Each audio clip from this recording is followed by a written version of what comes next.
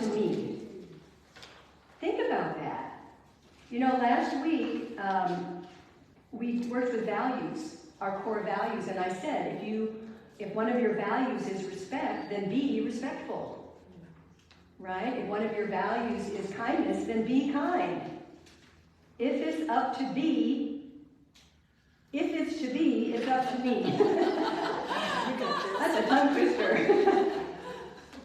The month of May, which we're at the end of, the theme in the Centers for Spiritual Living has been from good to great to grand. And it does speak to a deepening in consciousness that happens when we get serious about living a spiritually centered life. Oh, are you serious? Yes. This is when we pursue the spiritual path with consistency, daily, and diligence, not just showing up on Sunday. And integrating our spiritual beliefs and values in everything that we do. Wow. That's living a spiritually centered life. So last week we did look at our core values, and your homework was to kind of work with those values. How did you do? Oh, I forgot about them. We talked about where's your attention? What are you believing? And what are you passionate about? So today's talk is about the evolution of consciousness as seen through 4 stages of spiritual growth, called the kingdoms of consciousness. Those of you that have been around Science of Mind for a while probably are familiar with this because we do talk about it a couple times a year. And this idea was developed by Reverend Lloyd Strom and Reverend Marcia Sutton. And these kingdoms, interestingly, are very similar to what Saint Teresa of Avila, who was a 16th century mystic, described as transformation from body to soul, as dissolving into holiness, from silkworm to butterfly, where we merge without boundaries into divine consciousness. Oh. And as we evolve, much of our ego's grip, anybody got a grip in ego? Is beginning to let go. It let go of, and finally we release that ego's hold on us. Is like the silkworm breaking out of its confining cocoon and lifting into flight as a beautiful butterfly. Because all butterflies must eventually break free. You little butterfly, you. So we progress in this kingdom, in these kingdoms, from relying on our physical senses only to the interior wisdom of our soul, our spirit. Our founder of Science of Mind, Ernest Holmes, said, evolution is an eternal unfoldment. Life reveals itself to whoever is receptive to it. So as we move through life, we can expect to experience various stages or kingdoms at any given moment. Each of us has a place where we probably spend most of our time. Even though we're aware of those higher states of being, we can tend to act from wherever our center of gravity is. And that's okay. But in this journey, we move from being considered children of God to ultimately realizing our oneness with God, or the divine, or spirit, or source, or the creator, or the higher power, or the presence. Whatever name. I know we say that all the time, but it's important that you connect to that name for you in your heart. So each of these kingdoms I'm going to talk about today they're like stepping stones for the next one. And so wherever you are in the journey is perfect for you right now. And this is not a linear path. It's not a linear path. Darn. It's a spectrum. And all spiritual teachers talk of moving from poor to good to great to grand when we decide to dedicate ourselves to our spiritual path. When we say, yes, I'm dedicated. And we use our mind and our hearts to move through these different stages until we reside at the awareness of our oneness with God or the divine. We begin to really pay attention more. Bless you. Thank you. So I have a little chart here today. You'll be able to see it okay. So the four kingdoms are: life is done to me, life is done by me, life is done through me, and life is done as me. So the first kingdom, life is done to me. This is where we get to play victim. Not a fun place. Life appears run by things outside of us, whether it's the political environment, a toxic relationship, a job, a diagnosis. We feel we're being tested here, punished. We feel powerless in this kingdom. We blame, we shame, we're depressed, we feel angry and hopeless here, and upset. We've all been there, haven't we? And I know some of us are there right now. That's okay. Just stay with me through this today.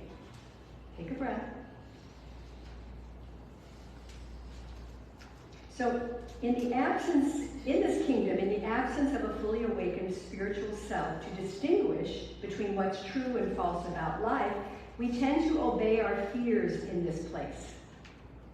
Our fears become dominant. And this in turn leads us unknowingly into difficult circumstances that make us feel more and more like a victim, where everything is against us. Poor me. It's not a fun place to be. Take a breath. I want you to imagine and ask yourself, what would my life look and feel like if I went from victim to victor? Just ask yourself the question.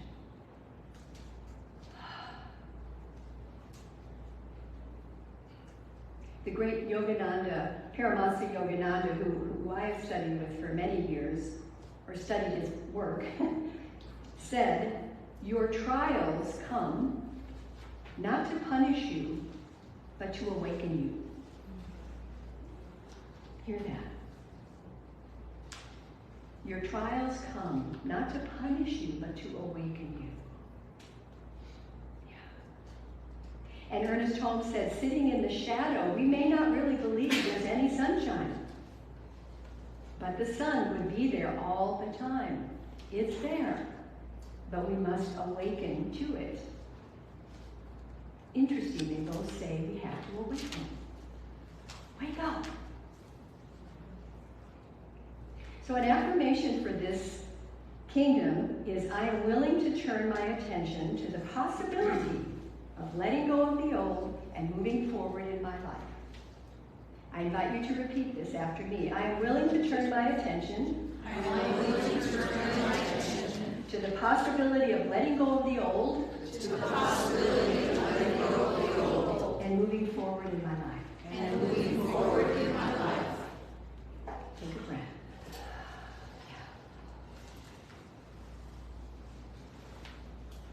The second kingdom is life is done by me. This is where we begin to take more control over our experiences by giving the mind direction and using the tools to bring us out of playing victim. It's where we become and learn how to be a co-creator. We discover in this kingdom that we have choice. That's a big thing for many people. They don't realize they have choice. That's one thing I think Science of Mind really focuses on. we begin to take more responsibility for our lives in this kingdom, the second one. We're able to release shame, blame, and guilt, and learn that the divine is within us, and there's a universal law that we can use to make effective changes. We learn that we can open to our good, and we begin to transcend our history and our story. Bless our hearts. We're not dragging it with us. Let go of the baggage. In this kingdom, we begin to feel a little more empowered, hopeful, connected. And in our teaching, we start to use more affirmations, spiritual mind treatment, visualizations. Ernest Holmes said, "There's something that waits only for our recognition to spring into being, bringing with it all the power in the universe." And some people stop here at this kingdom, Kingdom 2. Life is good. It's enjoyable. Our lives are going along pretty much as we would like. However, after a while, we may recognize that there's an area of life that's dissatisfying, or we feel stuck. Because our subconscious may be holding on to old inner conflicts and beliefs. Anybody? Don't raise your hand. For the spiritual student, this stickiness can spur growth beyond just the good, where here we begin to, oh, I need to take a class. I need to call a practitioner. I need to do more prayer. I'm going to meditate. We start doing more to foster that deeper connection of the divine within us. It's a good place. So ask yourself, what is one thing you can do right now in your life to demonstrate that you are dedicated to becoming the best version of yourself?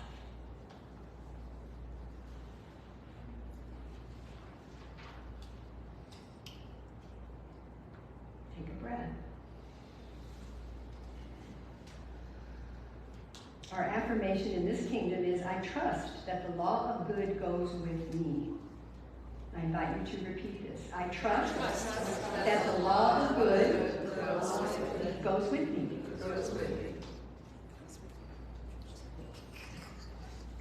Notice how that feels. Kingdom 3, life is done through me. So as we continue to evolve, we let go of control. Oh, darn it. And we realize our unity with all of life. We realize there's more to life. We move beyond good and on to great in this kingdom.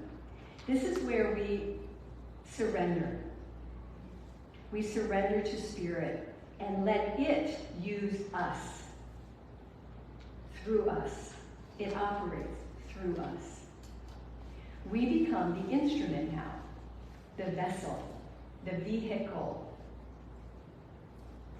We continue our spiritual practices, spiritual mind treatment, meditation, visualization. They just even go deeper. It's not a, oh, I've got to go meditate. But, oh, I want to meditate some more.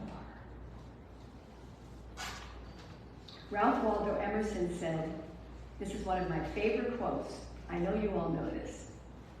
Let us take our bloated nothingness out of the path of the divine circuitry. Let us take our bloated nothingness out of the path of the divine circuitry. Oh, surrender, surrender. Let go. Jesus said, it is not I, but the Father within me that doeth the work. So in this kingdom 3, the identity of the capital I begins to dissolve a little bit, that ego, and the welfare of others becomes as important as our own. And eventually we get to the place where it's natural to do our part, to uplift the consciousness of humanity and contribute to the collective good.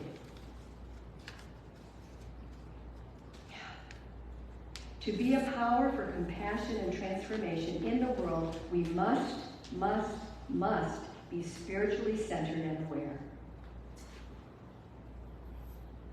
Ernest Holmes said, there is an inner life into which we may plunge, an inner consciousness in which we may bathe. Swimming in that ocean of devotion. So how many of you have taken a class here? Raise your hand. Or taken a science and mind class anywhere, maybe not here. Yeah. And how many of you felt some transformation or some change? Yeah. It makes a difference, doesn't it? It makes a difference to begin to embody the spiritual principles that we teach. It just brings us up a notch. I feel like that's always kind of up a notch. So this Kingdom 3 awareness of through me expresses itself as a more positive self-image. Our relationships are healthier. It feels like peace, expansion, freedom, harmony. Life starts to flow a little more easily. And when a challenge comes along, which it does, we don't panic. Well, we don't in this kingdom. Rather, we affirm the highest and the best is coming. We stay centered. We experience living in grace, which is allowing the divine to live its life through us.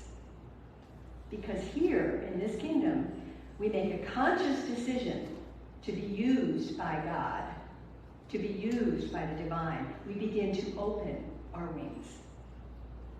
We come out of the cocoon. We're still kind of there, but now we're starting to open the wings.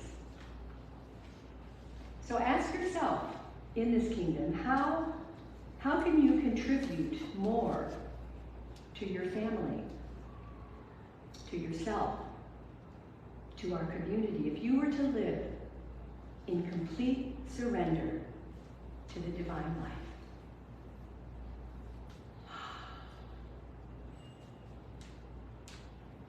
That's expansive.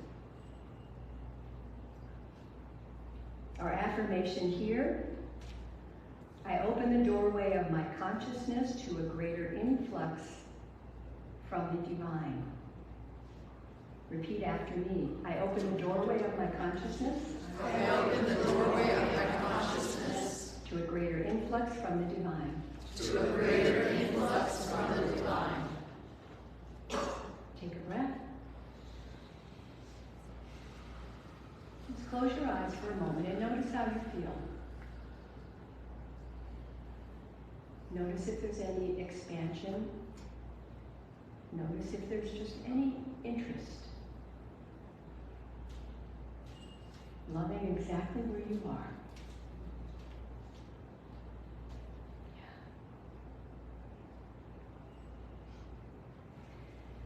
Yeah. And the last kingdom is life is done as me. You know, Ernest Holmes had a little statement that I keep on my office desk that says, life spiritualized is life simplified. Amen is right. That's a gold nugget, by the way. Say it again. Say it again. Life spiritualized is life simplified.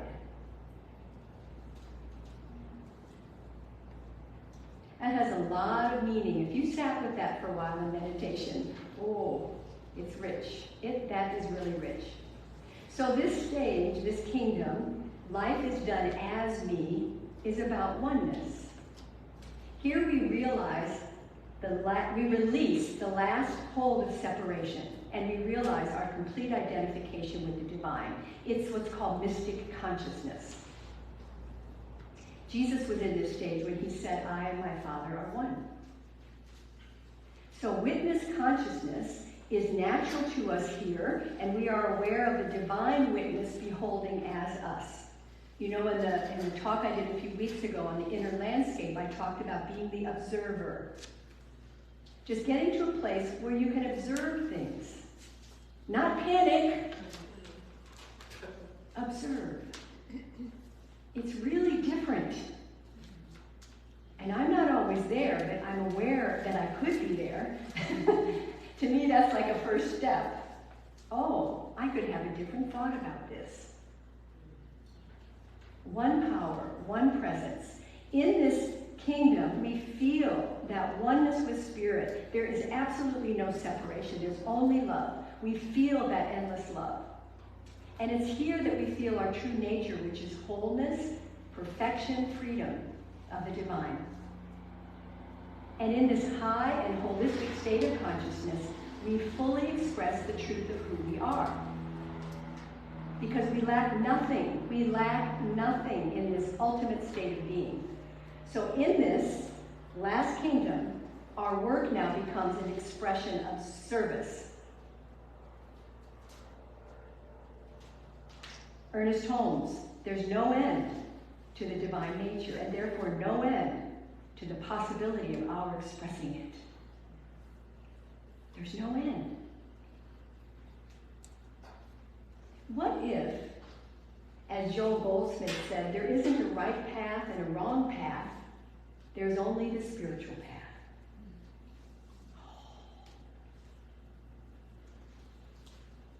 They have a frisbee golf tournament today. There's a lot of people out there throwing frisbees. They're on their own path. There's not a right path and a wrong path. There's only the spiritual path. I mean, think about that. What if everything in your life was sacred? Was a guidepost, was an opportunity to come closer to the Creator? What if? Oh, that makes my shoulders drop. Life spiritualized is life simplified. So again, as we move through life, these are not linear. We expect to experience these stages or kingdoms at any different time. And the process of this spiritual evolution is to use our mind and our heart to move through these until we reside in our awareness of our oneness with God.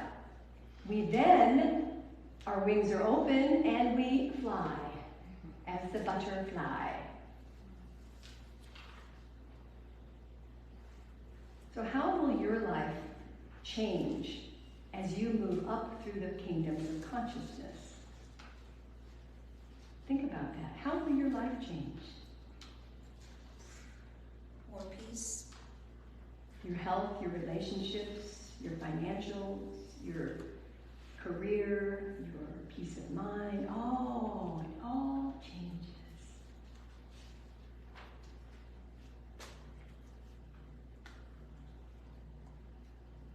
In moving from great to grand, we begin to become more compassionate and foster transformative relationships. So in the Science of Mind this month, there is an article about the four kingdoms, so those of you that get the Science of Mind can reread it. And I'm giving a test at the end, so you know. I hope you've been taking notes. So Joanne McFadden says, compassion stems from a recognition of oneness. Showing compassion is an example of a transformative interaction. I came upon the idea of transformative versus transactional relationships while reading Sean Ginwright's book, The Four Pivots, Reimagining Justice, Reimagining Ourselves. He believes we are hardwired for empathy and born to care for each other. I love that. He argues that the way to transform our systems is by transforming the people who are in them. This involves shifting our relationships from transactional to transformative. He says we all need to pivot to deeper, more transformative ways to connect and belong. So she says, the question I ask myself daily is, how can I make my interactions today transformative for myself and others? It may be as simple as engaging in a brief conversation, sincere conversation, with a checker at the grocery store. Or bolstering someone's confidence with a genuine compliment. It could be deeper, such as praying out loud with someone, or listening intently and compassionately to a friend who may be in crisis. Yeah. How are you going to show up now in the world? The other thing I said a few weeks ago was, where are you coming from? Just to notice. Be the observer. Pay attention. Our spiritual practice is 24/7. It's not just here for an hour. Darn. Spirit is infinite. And that means our growth is infinite too. It's always our choice to move from good to great to grand.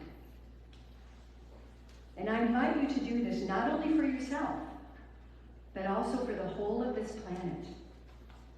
Because your consciousness matters. The way you show up matters. We were just talking about being on the freeway. Challenging. And I said to Zola, I remember when Reverend Z and Melissa came to our center. And they said, have the freeway be part of your spiritual practice.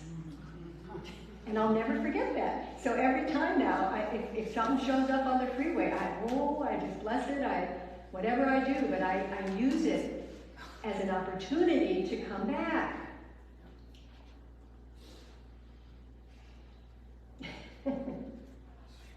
Because despite all that's transpiring in our world today that's upsetting, I really, really invite you, can you keep the faith and hold to that vision that collective transformation and peace are achievable? In this universe of infinite possibilities. We live in a universe of infinite possibilities. We say that all the time. So where's your attention?